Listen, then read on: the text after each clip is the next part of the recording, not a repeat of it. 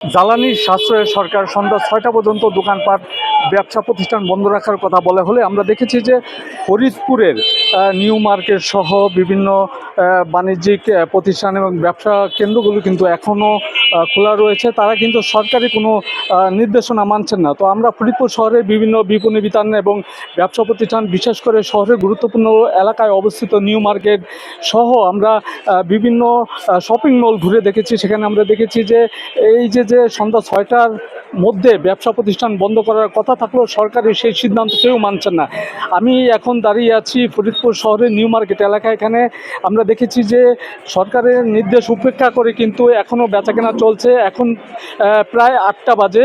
এই ৮টার মধ্যেও কিন্তু তারা এখন দোকানপাট বন্ধ করেনি। আমরা এখানে যারা ব্যবসায়ী রয়েছেন তাদের সাথে কথা বলেছি। তারা বলেছেন যে সরকার যে নির্দেশনা দিয়েছেন সেই নির্দেশনা তারা তেমন একটা মানতে পারছেন না। তারা বলছেন যে ব্যবসায়ী এই যে মৌসুম, বিশেষ করে পয়লা বৈশাখকে সামনে রেখে সন্ধ্যার পর থেকেই তারা বেচাকেনা করেন এবং সন্ধ্যার পরেই তাদের বেচাকেনা এবং বিক্রি বেশি হয়। এই কারণে তারা সন্ধ্যার পরে কোনো ব্যবসা প্রতিষ্ঠান বন্ধ করতে চাচ্ছেন না। তারা বলছেন যদি রাত ৮টা পর্যন্ত সময় নির্ধারণ করে দেওয়া হয় তাহলে তাদের জন্য ভালো হয়। তাহলে তারা কিছুটা ব্যবসা করে অন্তত তাদের যে ক্ষতি হচ্ছে সেই ক্ষতিটা তারা পুষিয়ে নিতে পারেন। তারা বলছেন যে সন্ধ্যা ৬টায় না, রাত ৮টা পর্যন্ত যদি এই ব্যবসা প্রতিষ্ঠান খোলা থাকে তাহলে কিন্তু এই ব্যবসায়ীরা কিন্তু তারা যেই আশঙ্কা করছেন যে সারাদিন তাদের যে বেচা বিক্রি কম হচ্ছে সেই ক্ষতির বিষয়টা কিন্তু তারা পুষিয়ে নিতে পারবেন, এমনটি বলেছেন। তবে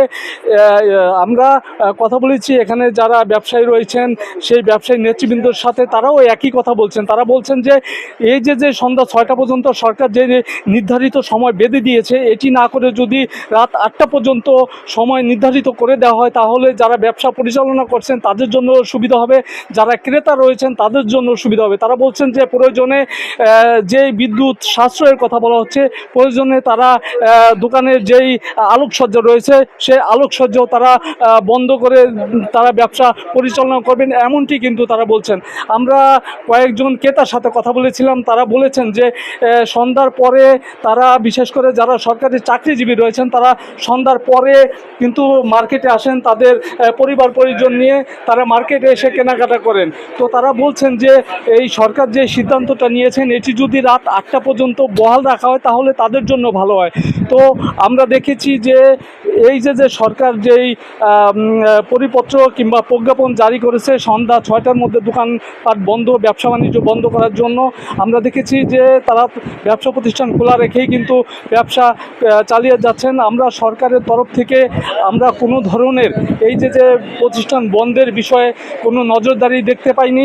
আমরা বিভিন্ন এলাকার যে শপিং মল এবং মার্কেটে ঘুরেছি, তাই আমরা কোনো একটি দোকানেও কিন্তু আমরা তাদের ব্যবসা প্রতিষ্ঠান বন্ধ রাখতে দেখিনি।